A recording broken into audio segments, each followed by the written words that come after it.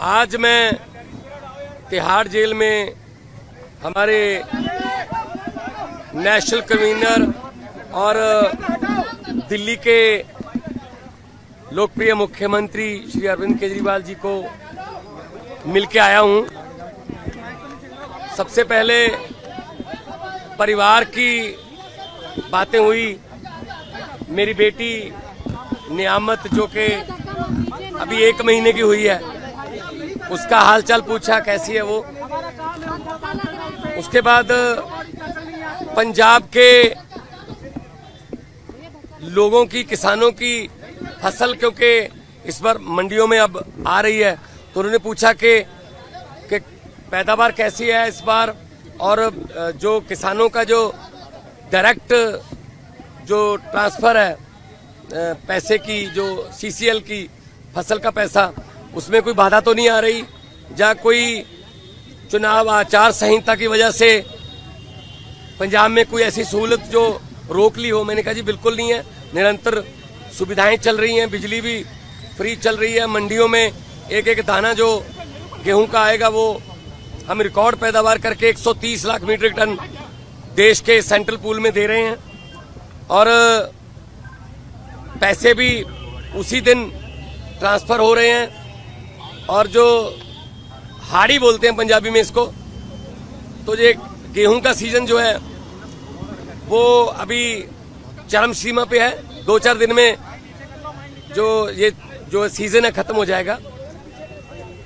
और सबसे बड़ी बात जो आज मैं आपको बतानी चाहता हूं, जो मैं अरविंद केजरीवाल जी को बताई, कि आज ही रिजल्ट आए हैं पंजाब में सरकारी स्कूल के 158 बच्चों ने, 158 सरकारी स्कूलों के 158 बच्चों ने जेईई का परिणाम जो मेन होता है वो पास कर लिया। ये पहली बार हुआ है। इस पर अरविंद केजरीवाल जी बहुत खुश हुए और उन्होंने कहा यही शिक्षा क्रांति हमारे सपनों में थी। उन्होंने कहा कि मेरी तरफ से सभी सरकारी अध्यापकों को और जो 158 बच्चे जिन्होंने जेईई क्लियर किया, उनके माता पिता को, उनके पेरेंट्स को मेरी तरफ से बधाई देना। तो ये पहली बार हुआ है कि सरकारी स्कूलों के बच्चों ने जेईई का परिणाम क्लियर किया, और ये हमारा सपना सच होने वाली बात है। और उन्होंने दिल्ली के बारे में और देश के बारे में भी पूछा। मैंने कहा जी मैं गुजरात होके आया हूं, भरूच और भावनगर, माइंड ब्लोइंग रिस्पॉन्स है, और लोग, पूरे देश के लोग ये कह रहे हैं कि ये गलत किया अरविंद केजरीवाल के साथ कि उनको पकड़ के अंदर कर दिया। शायद ये सोचते होंगे एक बंदे को अंदर करके हम पार्टी की आवाज बंद कर देंगे, लेकिन आपकी आवाज सर, वो व्यक्तिगत तौर पे तो आपको अंदर कर सकते हैं, लेकिन आपकी सोच को अंदर नहीं कर सकते।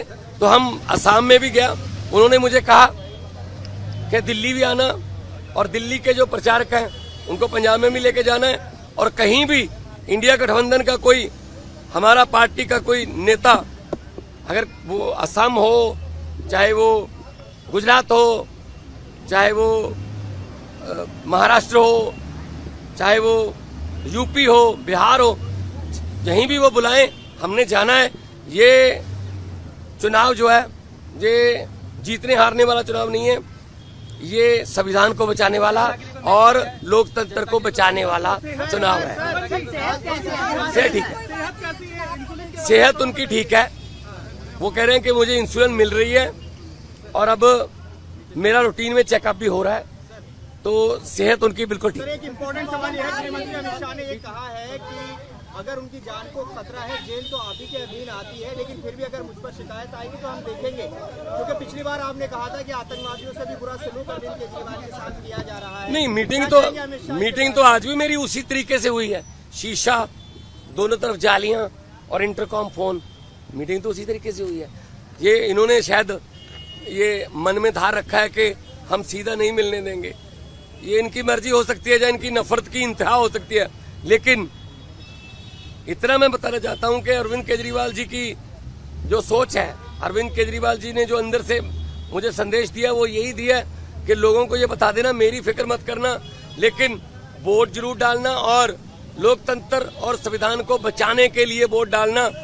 तानाशाही जो आ चुकी है देश में, उसको खत्म करने के लिए वोट डालना। जल्दी राघव चड्ढा भी कैंपेन करते नजर आएंगे? बिल्कुल आएंगे। हमारे सारे नेता जो हैं वो हमारे सभी नेता अपनी अपनी जिम्मेदारी लगे हुए हैं।